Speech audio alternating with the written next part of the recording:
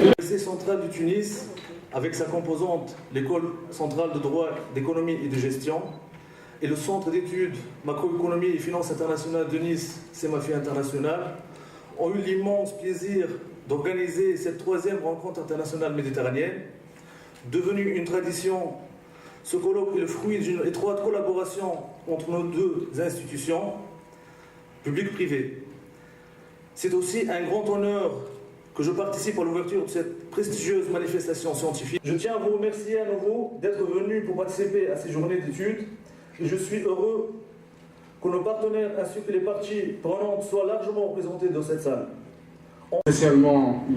Claude Berthemieux et le centre CEMAFI qui nous honorent aujourd'hui en participant avec l'école de droit et de gestion de l'Université centrale à l'organisation de cette troisième édition de la rencontre internationale méditerranéenne avec un thème d'actualité, la crise, transition politique et changement structurel.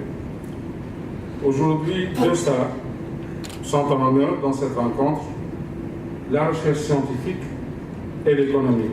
C'est-à-dire, bien sûr, l'AFP, l'Assemblée nationale. Les uns et les autres devraient s'habituer à ce qu'il y ait des instances indépendantes, des contre-pouvoirs qui, justement, valident ou invalident la constitutionnalité des lois. Je voulais faire juste cette précision pour dire que les éléments que je vais aborder dans la troisième partie de mon intervention peuvent être remis en question, même si la probabilité qu'il le soit me semble tout à fait infinitésimale, mais ça c'est une analyse, une appréciation personnelle. Financier. Je rappelle juste que le capital minimal jusqu'à maintenant, puisqu'il n'a pas été encore changé.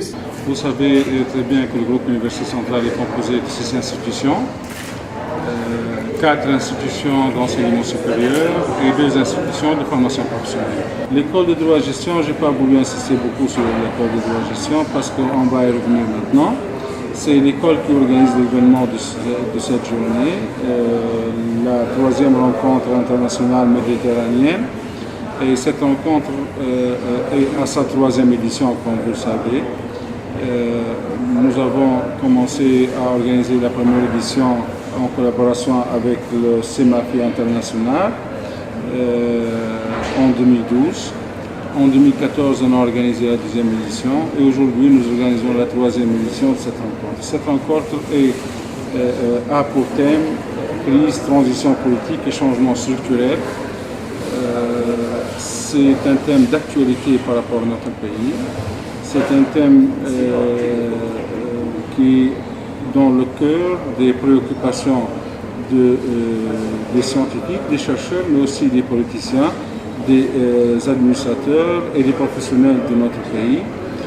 Tout le monde s'interroge comment nous allons dépasser cette période de transition politique et de changement structurel et quel est le meilleur moyen pour que cette transition se fasse dans les meilleures conditions à la fois politiques mais aussi et surtout économiques, chose qui intéresse le plus le citoyen tunisien.